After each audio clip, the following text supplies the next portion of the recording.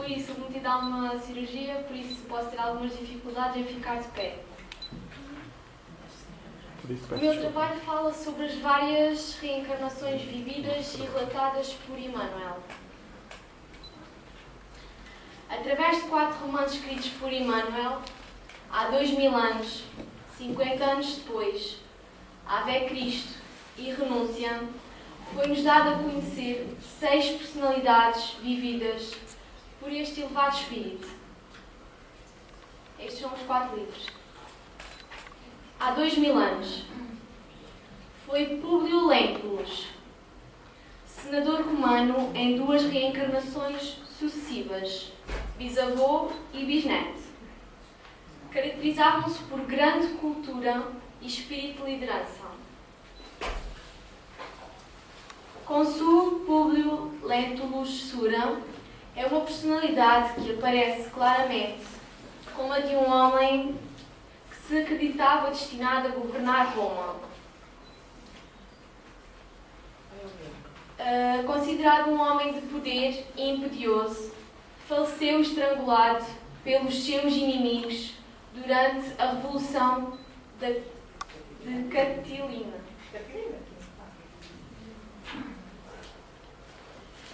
Públio Lentulus Cornélio teve um sonho com o Públio Lentulus Sura, sua antiga encarnação e seu bisavô. Esse sonho mostrava a união do seu bisavô com Catilina. Mataram muitos adversários. Prenderam-nos em celas infectadas e com muitas mortes. Arrancaram os olhos a muitos adversários políticos, conseguindo assim afastar os inimigos das suas famílias. O único motivo que levou ele a fazer isso foi porque ele queria salvar a sua família, protegê-la de todos os males que podiam acontecer com ela. Públio Lentulus Cornélio trazia algumas características do seu bisavô. Era um homem austero e que pretendia um dia vir a governar Roma. Era inteiramente dedicado à sua atuação como senador, mostrando apenas um enorme interesse pela política. Era casado com uma mulher de origem romana e considerada pelo povo muito bonita e elegante. Lívia era uma mulher que se orgulhava do padrão das antigas virtudes familiares. Na época em que eles viveram, os padrões era que a mulher era destinada a cuidar da casa. Ela vivia para educar a sua filha, a ter os costumes que ela tinha, a cuidar da casa para o seu marido. Já a filha deles, Flávia, sofria com lepra, uma doença bastante comum na época e considerada sem cura. Mas as coisas começaram a mudar quando Lentulus foi mandado para Jerusalém, onde os ensinamentos de Jesus já começavam a se tornar comentados e conhecidos por todos. Foi para a cidade de Cafarnaum, atendendo ao pedido de sua filha, cuja saúde piorava cada vez mais. E foi ao encontro do profeta de Nazaré que lá se encontrava. O momento do encontro trouxe grande emoção ao senador romano, que chorou e sentiu-se incapaz de falar. Apenas ouviu as palavras que Jesus lhe disse, que foram: depois de longos anos de desvio do bom caminho pelo sendal dos erros clamorosos, encontras hoje um ponto de referência para a regeneração de toda a tua vida. E disse ainda muito mais, até que Públio sentiu um torpor tomar conta de seu corpo, despertando algum tempo depois. Ao retornar à sua casa, viu que sua filha tinha sido curada. Lívia disse ao marido que, em determinado momento, a pequena Flávia sentiu o contacto de mãos carinhosas em sua fronte e, em seguida, sentou-se em seu leito com uma nova energia circulando em seu organismo. Com a cura de Flávia, sua mãe Lívia tornou-se cristã. Após a morte de sua mulher, Públio retorna às lides políticas, porém recusa-se a admitir que foi Jesus o autor da cura de sua filha. No entanto, redigiu uma carta ao presidente da Judeia que descrevia Jesus. Este símbolo está aqui, é o símbolo da carta que foi escrita. A Joana vai ler a carta. Sabendo que desejas conhecer quando vou narrar, existe nos nossos tempos um homem, o qual vive atualmente de grandes virtudes, chamado Jesus. Pelo povo é inculcado o profeta da verdade, e os seus discípulos dizem que é o Filho de Deus, Criador do céu e da terra, e de todas as coisas que nela se acham e que nela tenham estado. Em verdade, ó César, cada dia se ouvem coisas maravilhosas desse Jesus. Ressuscita os mortos, cura os enfermos, em uma só palavra. É um homem de justa estatura e é muito belo no aspecto. Há tanta majestade a seu rosto, que aqueles que o veem são forçados a amá-lo ou a temê-lo. Tem os cabelos da cor da amêndoa, bem madura. São distendidos até às orelhas, e das orelhas até às espáduas. São da cor da terra, porém mais reluzentes. Tem no meio da sua fronte uma linha separando os cabelos, na forma e uso pelos nazarenos. O seu rosto é cheio, o aspecto é muito sereno. Nenhuma ruga ou mancha se vê em sua face, de uma cor moderada. O nariz e a boca são irrepreensíveis. A barba é espessa, mas semelhante aos cabelos, não muito longa, separada pelo meio. Seu olhar é muito afetuoso e grave. Tem os olhos expressivos e claros. O que surpreende é que resplandecem no seu rosto como os raios do sol. Porém, ninguém pode olhar fixo o seu semblante, porque quando resplende, apavora, e quando ameniza, faz chorar. Faz-se amar, e é alegre com gravidade. Diz-se que nunca ninguém o viu rir, mas antes chorar. Tem os braços e as mãos muito belos. Na palestra, contenta muito, mas o faz raramente. E, quando ele se aproxima, verifica-se que é muito modesto na presença e na pessoa. É o mais belo homem que se possa imaginar, pois, semelhante à sua mãe, a qual é de uma rara beleza, não se tendo jamais visto por estas partes uma mulher tão bela. Porém, se a majestade tua, ó César, deseja vê-lo, como no aviso passado escreveste, dá-me ordens, que não faltarei de mandá-lo o mais depressa possível. De letras faz-se admirar de toda a cidade de Jerusalém. Ele sabe todas as ciências e nunca estudou nada. Ele caminha descalço e sem coisa alguma na cabeça. Muitos se riem, vendo-o assim, porém, a sua presença, falando com ele, tremem e admiram.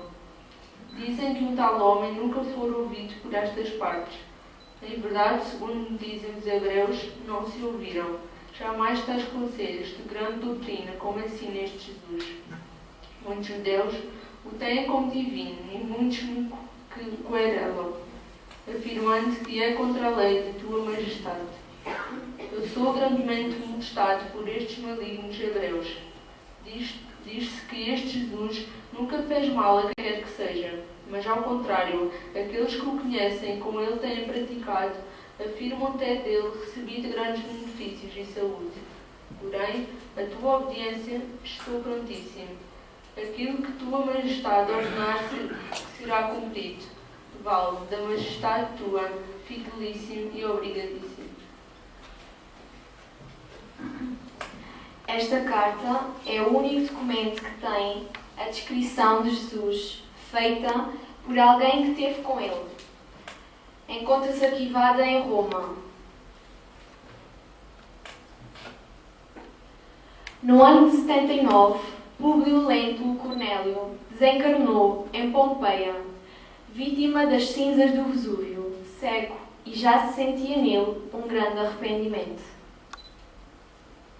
50 anos depois, o senador retornou ao mundo material como escravo Nestório, justamente o tipo de homem que ele tanto prejudicou antes de perceber a verdade das palavras de Jesus. Nasceu em Éfeso, de origem judaica. Foi escravizado por romanos que o acabam por o conduzir ao país da sua antiga existência, a Roma. Foi comprado por uma família rica de Roma e passou a exercer a função de professor dos filhos dessa família. Quando tinha 45 anos, demonstrou que havia nele um orgulho silencioso e inconformado. Fora afastado de seu filho, que acabara também escravizado. Assistia às pregações evangélicas do apóstolo João Evangelista. Reencontra o seu filho após umas pregações nas catacumbas, onde tinha o dever de espalhar a palavra. Nesse dia que ele encontrou o seu filho, ele teve que substituir e encaminhar a palestra porque o pregador Policarpo não pôde estar presente e então teve que ser ele a continuar a palestra. Nesse mesmo dia ele foi preso por se manter tão fiel às palavras de Jesus e por querer espalhar e mostrar a toda a gente o poder que elas tinham. Foi condenado à morte. E desde miúdo, que ele mostrou sempre a sua fidelidade de cristão. Acreditou sempre naquilo que Jesus espalhou e ajudou ele próprio a mostrar isso às outras pessoas que não acreditavam. Ave Cristo. Neste livro, Emmanuel retorna à Terra e dá sequência aos trabalhos de difusão do cristianismo, tendo encarnado como o quinto varro. Era uma pessoa apaixonada e cultor pelos ideais de liberdade. Acreditava em Jesus. Sendo doer-lhe na alma a ignorância e a miséria com que as classes altas de Roma mantinham a multidão. Ele sentia dor porque havia muitas pessoas que criticavam, além de não aceitarem, criticavam aquilo que Jesus dizia. E ele, como mensageiro, era um mensageiro, digamos assim, que levava as palavras de Jesus à população. E sentia-se muito revoltado por as classes altas de Roma não o deixarem fazer esse trabalho e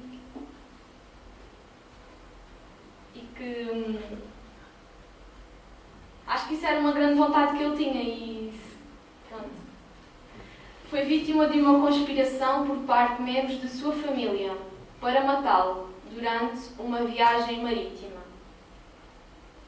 Para se defender da conspiração, tomou a identidade de um velho pregador de Lyon de nome Corvino. Transforma-se em irmão Corvino. Desencarna como cristão em território das Gálias, hoje a atual França. Isto era as Gálias antigamente. 11 anos depois, renasce em Roma e tem o nome de Quinto Celso. Desde a infância, iniciante na arte da leitura, revela-se um prodígio de memória e discernimento. Francamente cristão, sofreu o martírio do circo. Amarrado a um poste untado com substância resinosa ao qual é ateado o fogo. Era um adolescente de mais ou menos 14 anos. Aqui vamos ver um filme e faz-se a pergunta: Emmanuel foi em vida Padre Manuel da Nóbrega?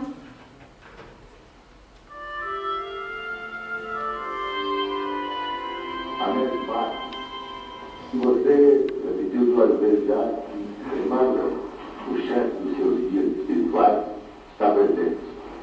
Ele quer que você confirme ou desminta se é exato que Emmanuel foi em vida o padre Manuel da Nóbrega.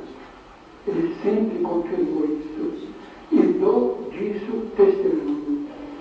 Creio mesmo que a minha presença junto deste auditório, desde a minha pequenez, se deve a ele e a missão apostólica que ele sempre desempenhou no Brasil, desde os primórdios da nossa formação como nacionalidade e desde as primeiras fundações de São Paulo, devo a ele a minha presença aqui, a ele que tanto tem amado o nosso país e cujo coração está sempre voltado para São Paulo, de onde ele recebe tanto amor e território da nação a que ele consagra igualmente tanto carinho.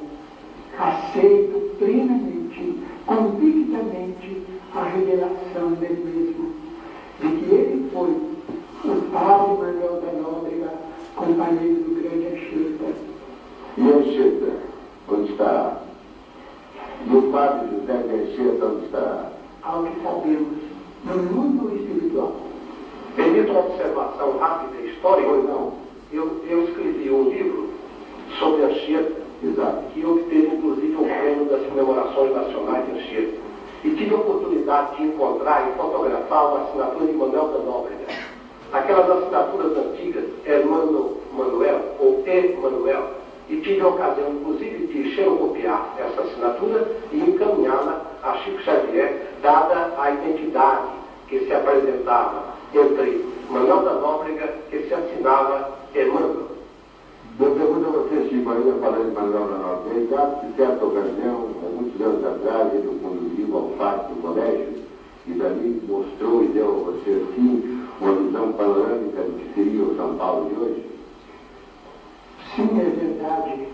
Ele nos convidou a irmos até o pátio do colégio, onde muitas vezes orou, afirma ele, pedindo a Deus abençoasse o chamado Planalto Piratininga, esperando que naquelas campinas que se alongavam aos olhos dele, nascesse a grande metrópole que é hoje o grande São Paulo.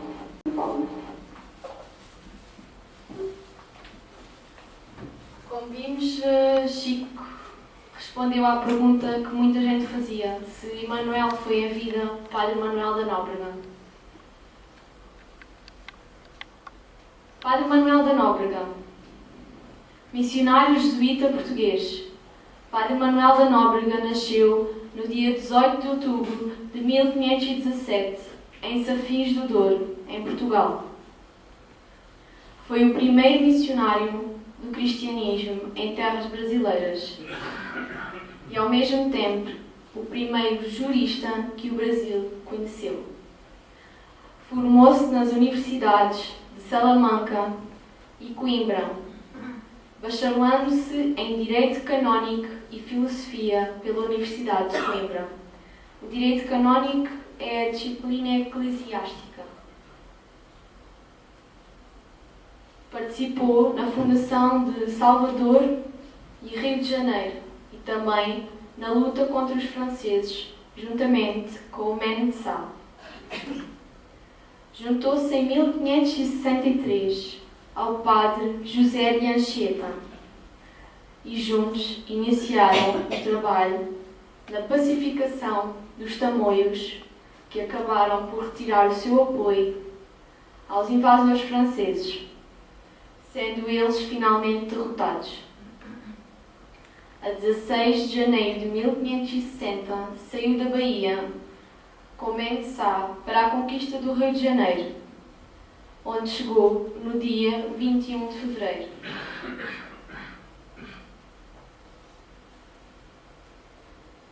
A fundação da cidade de São Paulo.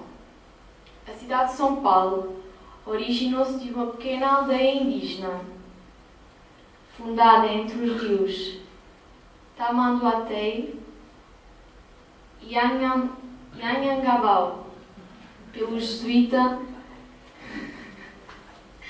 Manuel da Nóbrega, em 1554. A sua colonização deu-se principalmente pelo trabalho que houve entre Manuel da Nóbrega e José de Anchieta. Juntos ergueram um barracão que recebeu o nome Colégio de São Paulo, que servia para dar a catequese aos indígenas. Ao seu redor formou-se uma povoação de índios convertidos ao cristianismo. Este foi o barracão que eles ergueram juntamente Padre Manuel da Nóbrega, juntamente com os indígenas e o Padre José de Anchieta. Isto foi alguns anos mais tarde, quando a população ao seu redor já estava a crescer e já não era um barracão, já era consistente. E este é o pátio do Colégio de São Paulo, hoje em dia. Como vêem, foi uma obra feita por ele e que ninguém deitou abaixo. Prosseguiram e até hoje se mantém em pé. Morreu vítima de tuberculose em 1570, no dia 18 de outubro, no dia em que ele completava 53 anos, com a tristeza de não ver assegurada aos Brasis, que era como ele chamava as pessoas que viviam no Brasil, o respeito pela sua cultura. Porque ele achava que, de certa maneira, a cultura deles não era bem tratada. Havia muitas pessoas que desrespeitavam, que não acreditavam. No meio da sua colonização, São Paulo recebeu um enorme número de habitantes, já que em 1560 a população da vila de Santo André da Borda do Campo, situada no caminho do mar, mudou-se para a povoação do colégio por ordem do Mensá. Padre José de Anchieta foi destacado para ser responsável pela catequese dos índios. Além de amigos que eram Manuel da Nóbrega e José de Anchieta, ele não desistiu e continuou aquilo que o seu amigo tinha deixado. Peço desculpa. Estas foram algumas das obras de Manuel da Nóbrega. O Diálogo sobre a Conversação de Gêntio, de 1557. O Caso de Consciência sobre a Liberdade dos Índios, de 1567. A Informação da Terra do Brasil, de 1549. Informação das Coisas da Terra e necessidade que há para bem proceder nela, de 1558. O Tratado contra a Antropofagia, de 1569. São alguns dos testemunhos da sua vida e obra. Renúncia. 50 anos depois, em 1620, renasce Emmanuel em terra espanhola, onde prossegue a sua missão. É o padre Damiano, sacerdote esclarecido e dedicado, vigário da Igreja de São Vicente em Ávila, a gloriosa cidade de Santa Teresa de Jesus. Damiano luta, dentro do seu invariável padrão de nobreza e equilíbrio, contra os cruéis mercados de escravos. Demonstra a mesma coragem com que, na personalidade de Nóbrega no Brasil, defendia os direitos e a liberdade dos indígenas. Tinha uma grande dedicação ao próximo. Era sereno, mas energético, destemido e corajoso.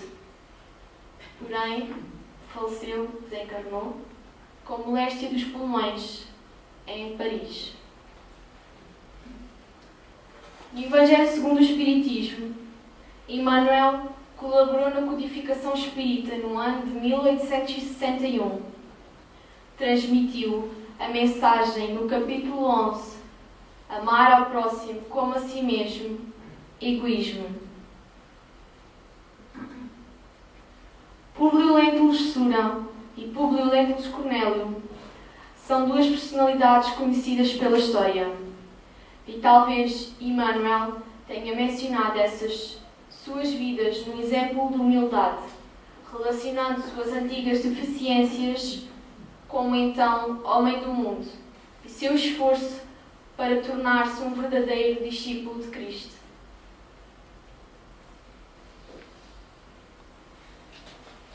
Uma boa